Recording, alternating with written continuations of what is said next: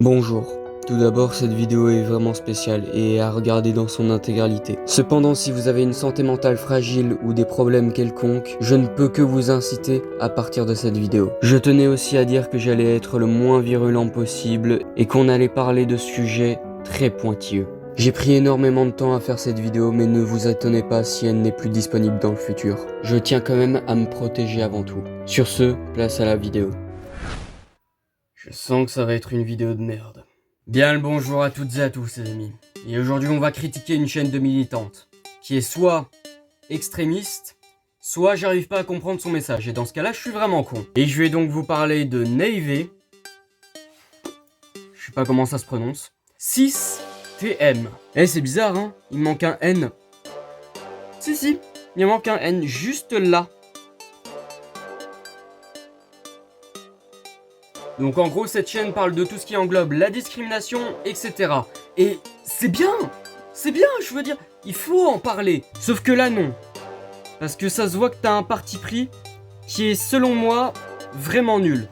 Et pas du tout réfléchi. Mais attention, ça m'a pas empêché d'apprécier certaines de tes vidéos, comme ces deux-là par exemple. Même s'il y a un petit problème avec celle-là. En gros, je suis très pointillé au niveau de la logique et de la cohérence. Dans cette vidéo-là, tu dis que tous les hommes et toutes les femmes sont différentes. Chaque individu est différent.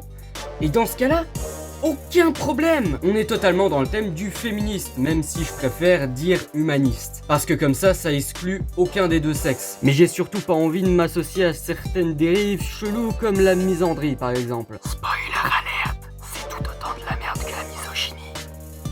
Alors que dans toutes les autres vidéos, tu dis uniquement du bien des femmes et du mal des hommes. Et ça venant de la bouche d'une militante, ça me donne même pas envie de t'écouter tellement c'est pathétique en fait. En fait j'ai l'impression que t'as une vision manichéenne des choses du genre homme, femme, noir, blanc. Mais ça marche pas comme ça en fait la vie. La vie c'est juste une nuance de gris, rien n'est tout noir, rien n'est tout blanc. Et avoir une vision comme ça, je suis désolé, mais c'est un manque cruel d'intelligence. Alors attention, je dis pas que t'es conne. Je dis que si j'ai raison, ta vision du monde est conne. Nuance. Et je vais donc vous montrer l'une de ces vidéos où cette demoiselle a décidé d'enculer la science, sans aucune forme de respect. Vous voyez les gens qui disent que les femmes transgenres, en fait, c'est toujours des hommes. Et que du coup, si elles font de la compétition dans les catégories femmes, c'est injuste parce que c'est des hommes dans des catégories femmes. Vous voyez ce genre de personnes transphobes? Attends. Est-ce que je putain de rêve?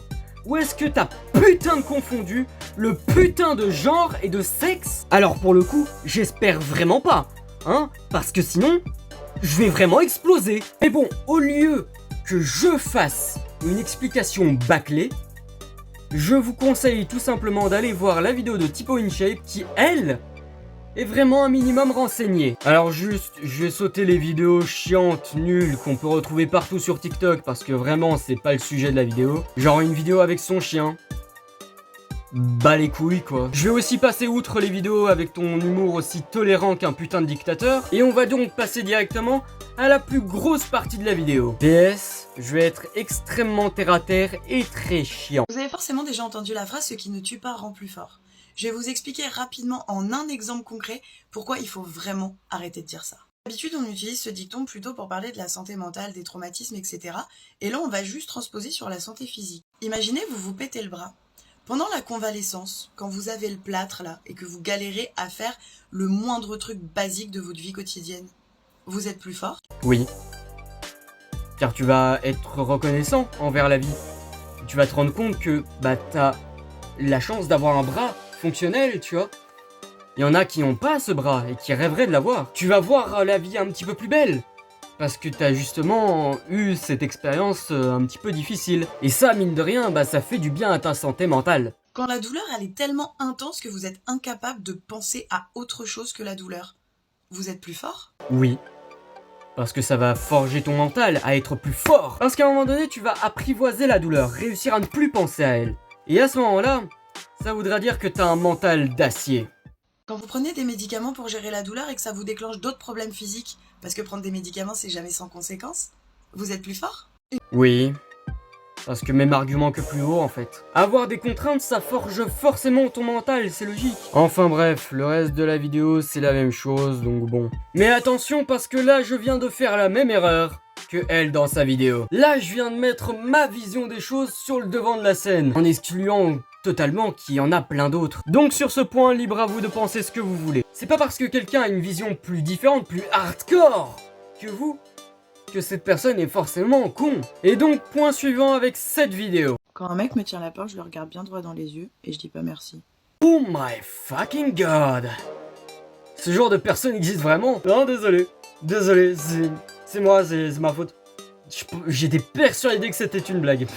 Alors juste, faut savoir que quand j'ai vu ça, j'ai pas pu m'empêcher de rire pendant 3 quarts d'heure. Mais en même temps, c'est tellement con, frère. Comment tu veux que je...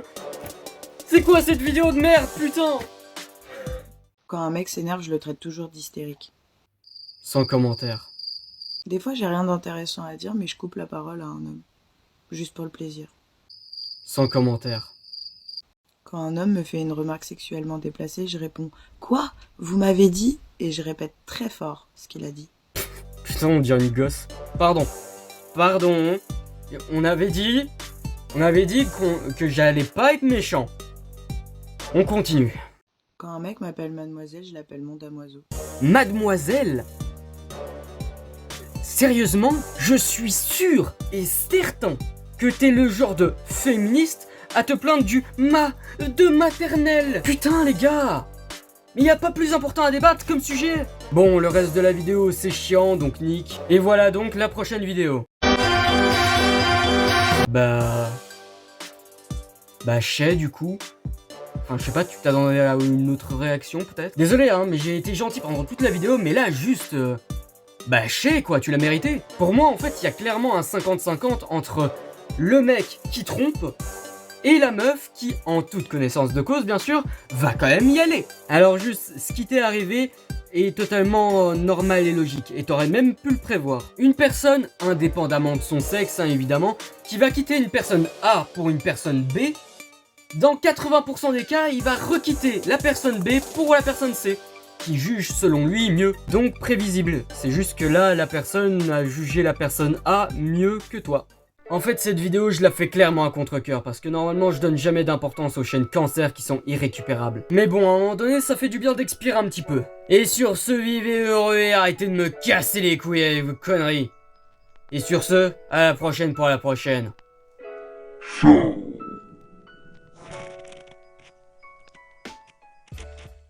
J'ai plein de livres à trier. Les idées reçues, actes au cerveau... Esprit critique et... Attends. Mec, depuis quand on a un putain de livre Barbie? Bah je sais pas moi. Ouais, je sais pas non plus, hein. Du coup je vais le ranger avec les autres. Hein. Attends. Où est-ce que tu vas le ranger? Bah, à ton avis, Barbie, c'est fait pour les filles? Dans la cuisine?